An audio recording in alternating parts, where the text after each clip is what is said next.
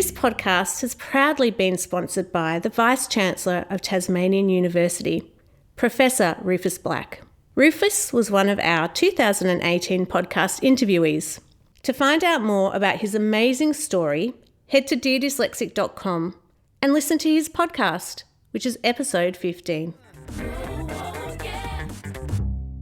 It's been such a challenging few months, especially for those with dyslexia and other neurodivergent conditions such as autism. Today's interview is all about how we can better support our neurodiverse community during this pandemic, and I'm so pleased to be able to speak to Andrew Eddy today. Andrew is the co-founder of Untapped. It's a social enterprise that focuses on developing a neurodiverse employment ecosystem to increase opportunities for those that have autism. Thank you so much for coming on the show today, Andrew. Great, really appreciate your time. Well, it's great to meet you, Shay, and great to join you. Thank you. Can you tell me a little bit about your work at Untapped and why you started this fantastic initiative?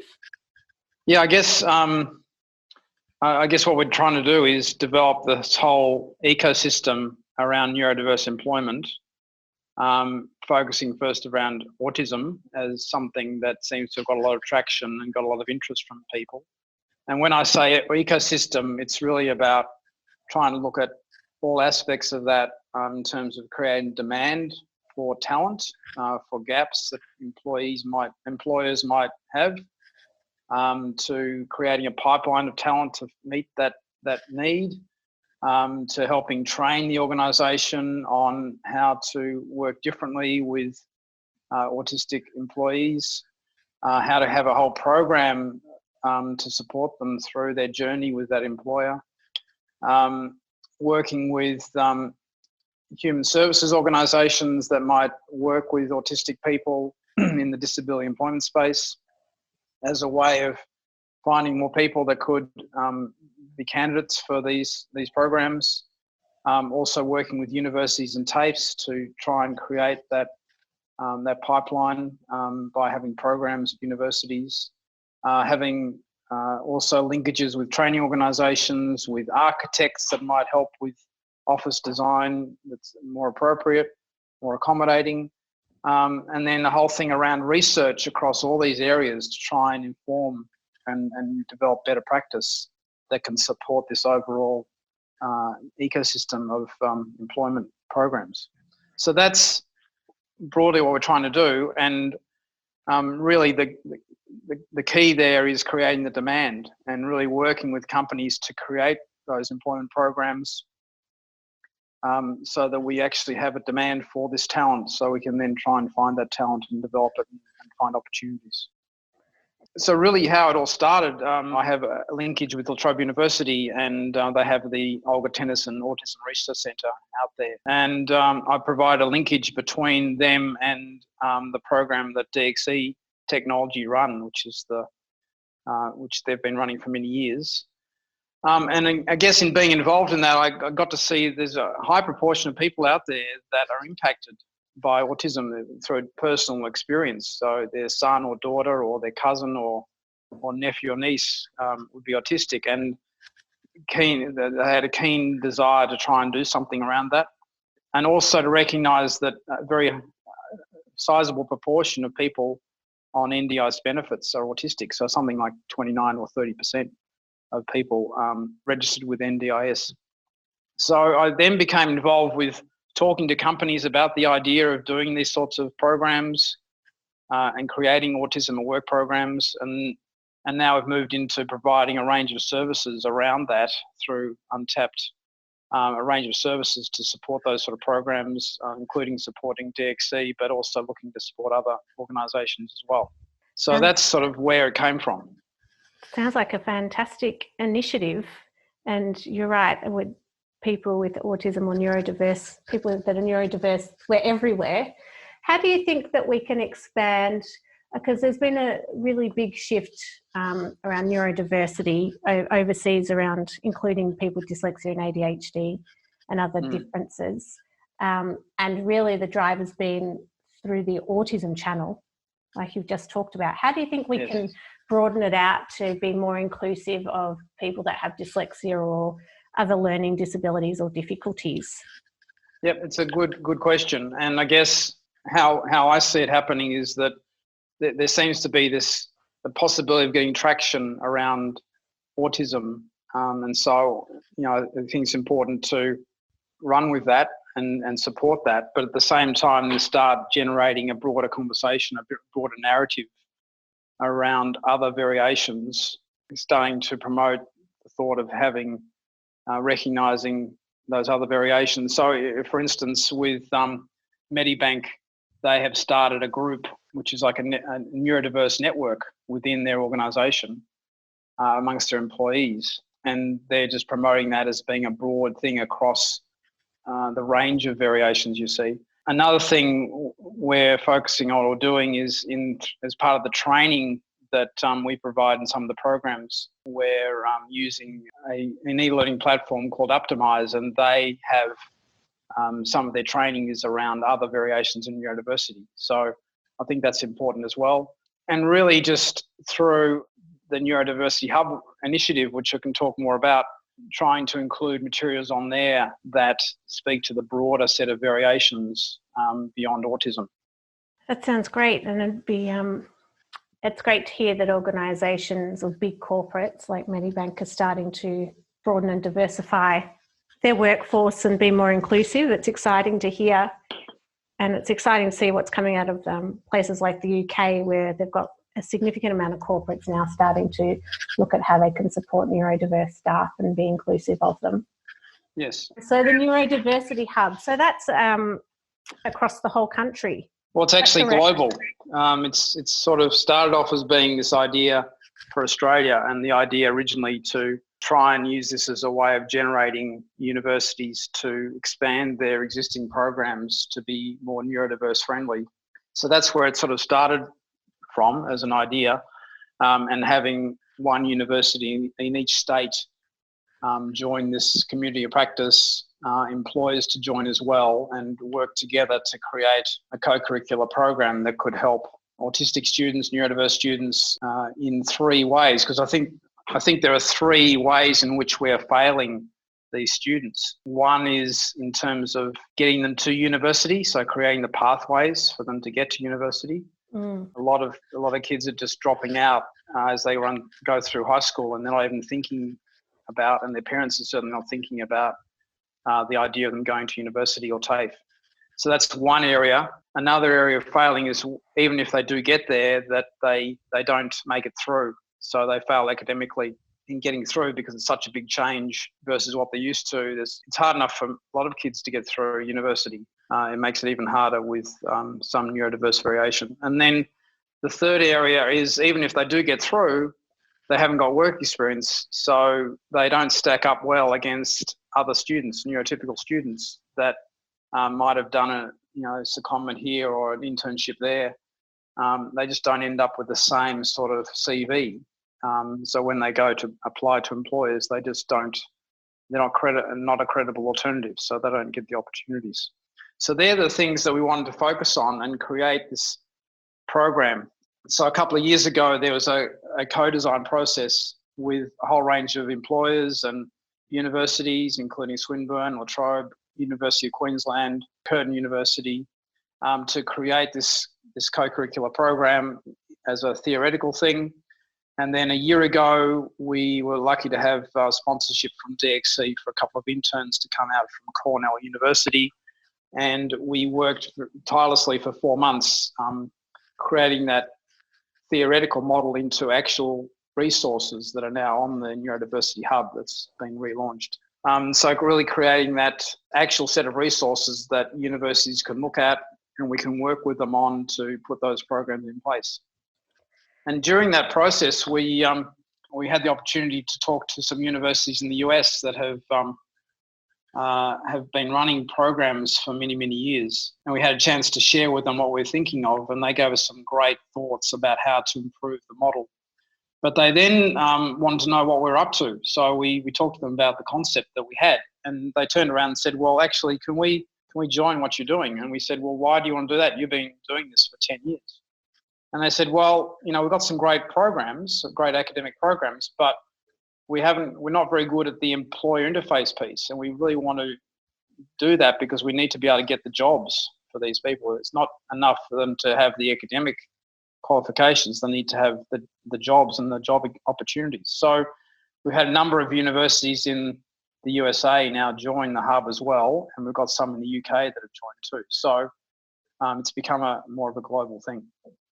That's fantastic. And when I was listening to you talk about those three different challenges, they really resonated with me for young people that have dyslexia.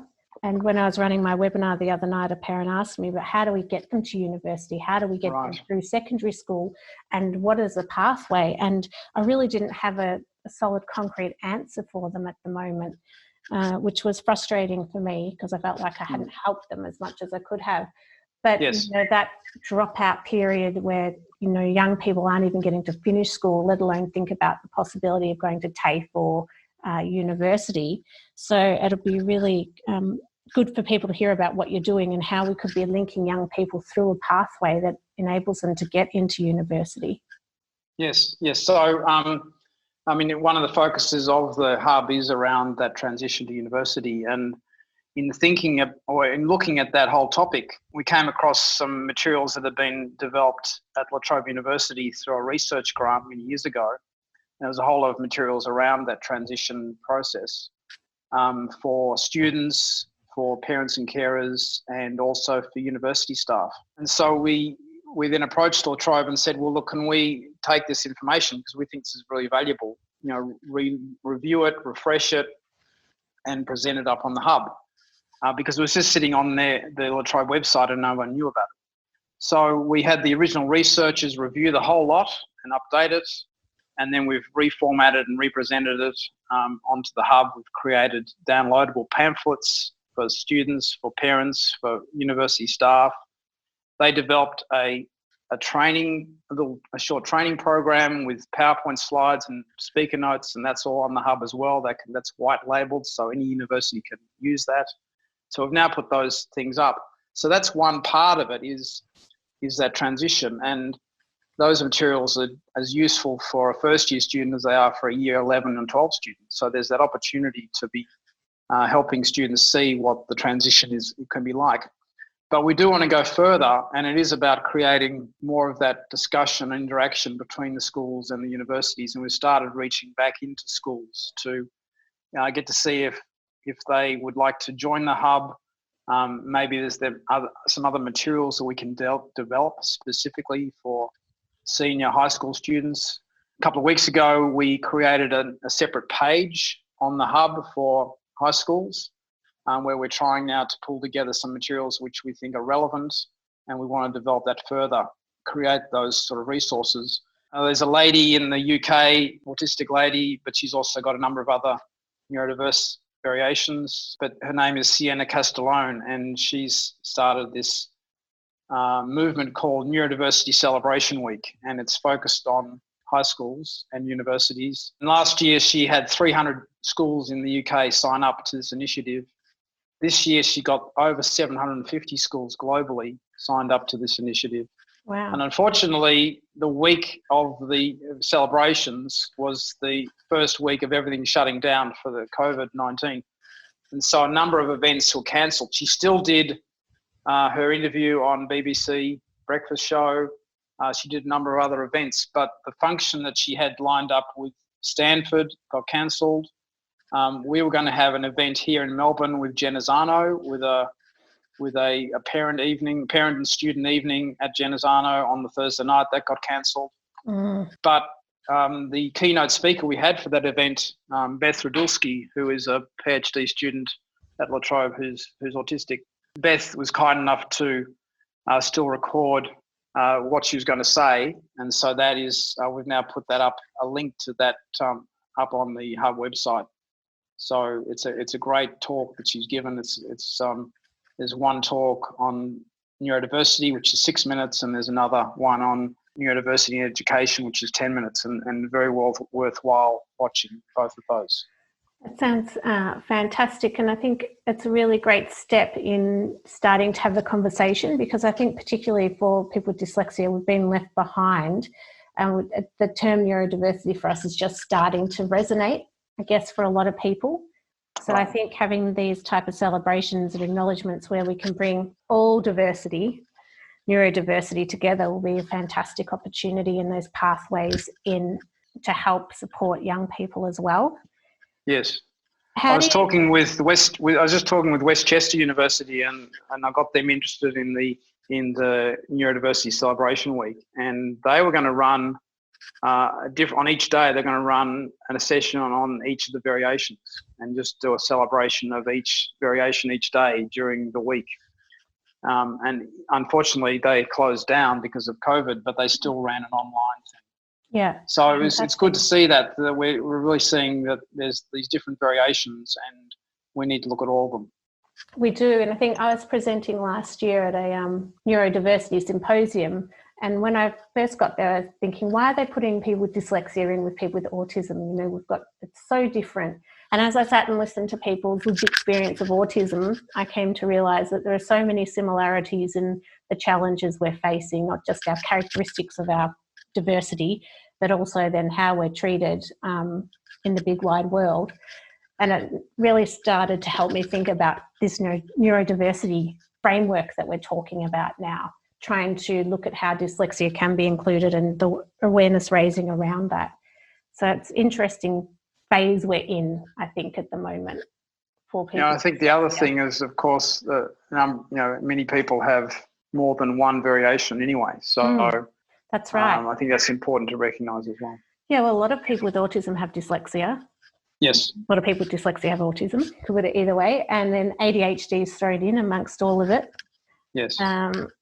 So, yeah, there's a lot of variations and different inclusions that we all have with our diversity. So how can we, you mentioned COVID and the upheaval it's created around the world. How do you think we could be better supporting our neurodiverse students at the moment?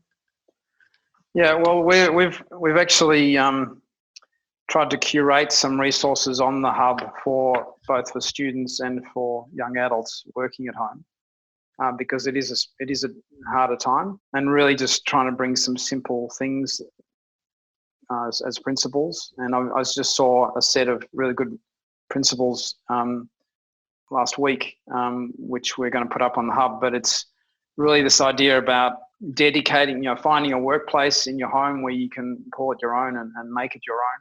Really pacing yourself and staying positive, taking breaks, doing exercise, stretching. The idea of, if you're in the workplace, dressing as though you're going to the office anyway, just to make that break and keep that routine. Make sure you've got all your technology access, so you've got the connection to the internet, it's working, and all those basic things. Remaining in contact with your colleagues, making sure you're using all the tools that are there to stay in touch with everyone, and really trying to avoid distractions. So being careful around social media, making sure you're setting goals for the day, breaking your workload into smaller tasks, those sorts of things. So a lot of those sound very common sense, but it's just the way this is brought together in this very clear set of steps was quite good, I thought. That sounds great. I've just noted some of those to put out to our community and then link them through to your to the work you're doing. But it is really easy to get distracted and to fall out of routine as well. Well, yeah, and there's a whole mental health issue. Everyone, I think, is feeling that. It's this. I don't know if you know the movie Groundhog Day, but it's just you feel like you're living it. You're living it. And I know a lot of neurodiverse people who have mental health issues probably are feeling a lot of those pressures now again. And it's something where we've got to. I think it's important to be linking back to the networks of support that they've got to help them to get through this. Until we get back to some sort of level of normalcy. Yes, I don't know what the stats are like for people with autism and mental health, but for dyslexia, we're twice as likely to be having anxiety or depression or a mental health illness compared to the Yes. rest of the population, which is quite high. And so we've been trying to just push out either whether it's just a quote of the day or links to Beyond Blue or links to other mental health support, or just reminding people that they can reach out and connect to us if they need to during this time, because regardless of whether you're neurodiverse or not, it's challenging right now. And you don't know whether you're making a difference, but you've got to just keep pushing and keep putting, I think, the information out in the hope that, it might resonate with someone. Yes.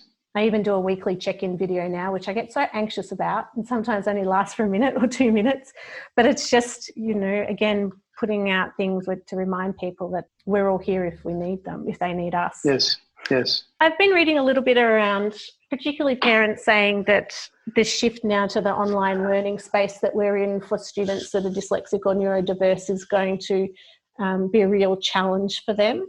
And it's yet some of the people that I know had or got dyslexia, they've found that online learning's been actually much more beneficial for them because it's at a different pace. They're in their own environment where it's quiet. They've got time to concentrate. What do you think? Do you think this is going to be a bad shift for neurodiverse students, or do you think it will be? It'll end up being a positive for them?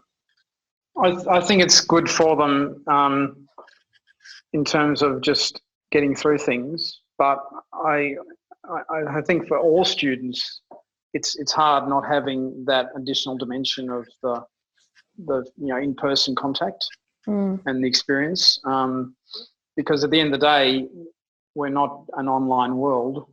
There is that personal interaction. So I think it's important over time to have that exposure to that in-person contact. So I think everyone's going to be impacted with what's happening now. And I think we need to get back to that. I think it just also adds to some of the mental health issues as well, having that isolation too. So whilst it might seem positive at the outset, I think there'll be those longer term issues which we have to address. We've given some great strategies already for people in the workplace that I think would be just as relevant for students around trying to avoid distractions and social media, goal setting and chunking out your day. Are there other strategies that you think could be useful within the study space, or do you think pretty much what we've discussed around the workplace would be the same for students? I think they're very similar. The whole thing about having some stretching, some exercise, taking those breaks, making sure you've got that space that you can, when you're in that space, that's what you're doing, you're working or you're studying, and just keeping your circle of contacts going, your support circle going. I think that's really important. So I think they're just as relevant for those studying as they are for those working. And you recently released a care pack that we shared throughout our networks. Can you talk a little bit about how that came about and what's in your care pack? Yes, so what we were, trying to do was just create some things that would help people with the situations there. We have people working on this Be Your Best program, which we've developed. So this is part of Neurodiversity Hub program, is to create this life skills and work ready skills program of activities. First subject that we're developing, or first course in the Be Your Best, is organisational skills, because we see that as being absolutely critical for neurodiverse people in terms of having that executive functioning, those basic skills. So we see that's key. And we just wanted to pull together on the back of that some other things that would help people with how they're thinking at the moment, a few exercises around centering, around grounding exercise, if you like, to bring them back to normality if they've got an anxious situation. There's even a colouring in activity there as well, if the people who'd like to do something and draw something. And there's some items on there that we think could be quite helpful in this time, and we wanted to get those out there and make them available on the Be Your Best set of resources to help people. I love a bit of colouring in. Yep. And a bit of meditation. again, falling out of routines. I'd stopped meditating in the last few weeks, and I started again last night. You just start to fall out of these habits that you're used to doing all the time. Yes. So, but I found that pack to be really useful. So hopefully our listeners will have it up on our website and they can access it through us or through the neurodiversity hubs as well. We'll keep circulating it out and around. Are there other things do you think we could be doing right now to help our neurodiverse community, whether it's in higher education or those in the workplace at the moment? Do you think that we haven't really spoken about? Yeah, it is hard, but I'm continuing to push this idea of increasing awareness and changing the narrative. And I think that's so important. There's just a lot of misinformation out there, not a recognition of the strengths that a number of neurodiverse people have, how they can help a company's capabilities by focusing on this. So even in this time, I'm continuing to talk to companies and universities about the Neurodiversity Hub program and how they can be part of it and how they can promote it. So we're continuing to talk about that, continuing to look at how we can develop programs. But it is about that continued awareness.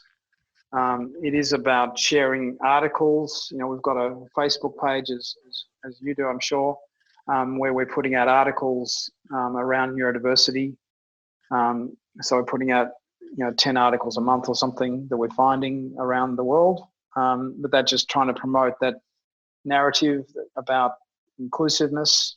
There are a number of companies that are creating these special interest groups, and it's about promoting those as well. So, Medibank I mentioned before, GHD Engineering have created a group within their organisation in Australia to focus on this. NAB have a group. They're working on taking the concept across. So it's really about that whole thing, and then continuing to promote that with universities, because universities have this whole desire to have more students succeed at university, and this cohort tends to be a group that will drop out more easily than neurotypicals, or get to the end of university and not get those working opportunities. And with the new funding regimes coming into universities, it's important that they have high student satisfaction, high level of student success, and good student outcomes in terms of employment. So there's quite a few parts of the funding model that the objectives of the Neurodiversity Hub actually hits. And so, we're trying to promote the idea of becoming part of the Neurodiversity Hub and actually helping their whole funding model through that. Sounds fantastic. Are there any, that's the question that was posed to me the other night around how do we get to children to either TAFE or higher ed if that's what they're wanting. Is there any work you've done in this space with those pathways that we could be better promoting around how we support? Is there any work in the TAFE space? Probably is where part of my question is. Yeah, so we've done some work with Box Hill TAFE in Victoria, where we're trying to look at creating a neurodiversity hub, neurodiversity TAFE hub there, and actually take some of their existing courses, mainly in cybersecurity, and look at how we could repackage that and make it more neurodiverse friendly. But we've worked with them on a funding package with the government, but haven't managed to be successful with that as yet. So that was one idea. And we've also spoken with New South Wales TAFE about a similar thing, but no traction as yet.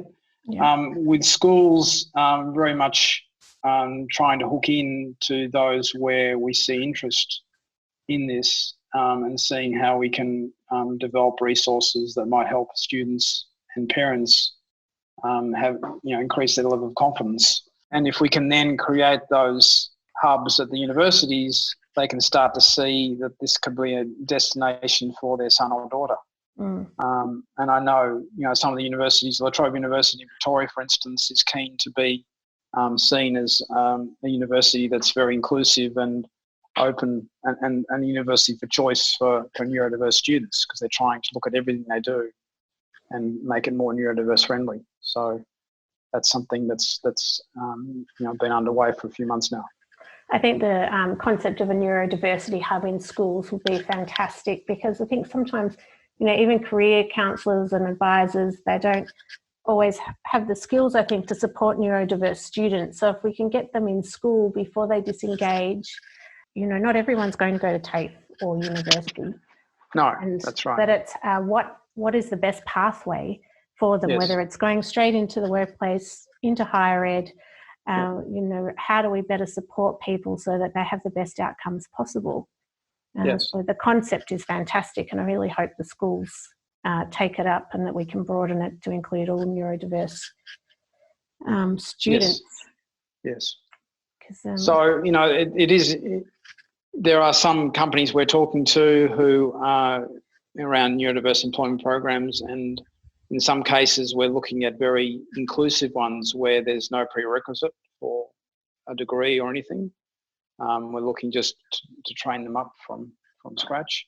But then there are others that they're looking for undergrads, and they want to have students who can move to part-time and work part-time while they study part-time. So there's a range of options, and we're talking to different companies about doing different sorts of programs.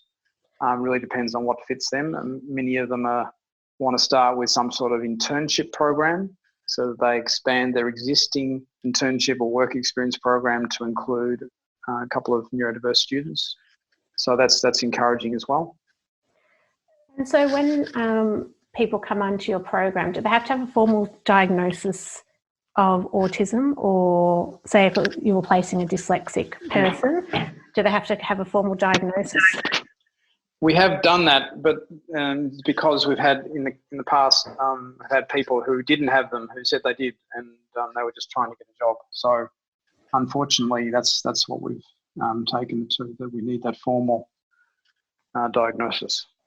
And now that's just good to know for our listeners. I'm sure it's the same with autism, though you can get funding, but for dyslexic assessments, there's no funding at the moment. So it's a real barrier. Oh, right. You can't claim anything under MBS at the moment, and an assessment's at 1,500 plus. And so there's a real barrier for people actually getting a formal assessment at the moment. It's some work we're trying to do with the federal government. But it's just, for any of our listeners out there that are keen to learn more about your program, that they may need to go and get that assessment. But certainly just to access the hub and use those resources, that's totally available to anyone. So, which is fantastic, and we'll circulate all of that information to our listeners, because I think it's going to be really valuable, especially during this time of change. Having some resources that can support our community is really important. So thank you so much for coming on the show today, Andrew. Is there anything else you would like to add before we wrap up? No, the only thing is I just think it's important that we use any opportunity to promote the awareness and change the narrative, and just get that understanding out there, because it's just going to make a difference to so many people. Yes, it is. That's why we're called Dear Dyslexic, because we diarise our thoughts on auditory rather than written, and it's all around changing the narrative and sharing the stories, and that through stories we're able to really empower and change the way the world sees us. So thank you so much. Thank you. To find out more about all the wonderful work Andrew's doing at Untapped or the Neurodiversity Hub, or to find out more about how you can help your students during the COVID pandemic, head to deardyslexic.com. If you haven't already done so yet, make sure you sign up to our mailing list so you can keep up to date with everything we do at the Foundation. Head to deardyslexic.com. And don't forget, if there is anything you've heard today that was distressing, please call Beyond Blue on 1300 22 46 36 or Lifeline on 13 11 14. Did you know we now have a new live Q&A series called Question Dys, DYS, created during COVID to help our community feel more connected. Each month I interview a fellow dyslexic about all things dyslexia and life. The Question Dys series is running through Facebook Live. I really hope you can come along and join us for one of these sessions. If there is a topic you would like discussed on the show, please email us, at deardyslexic.com. I hope you've enjoyed today. Bye for now.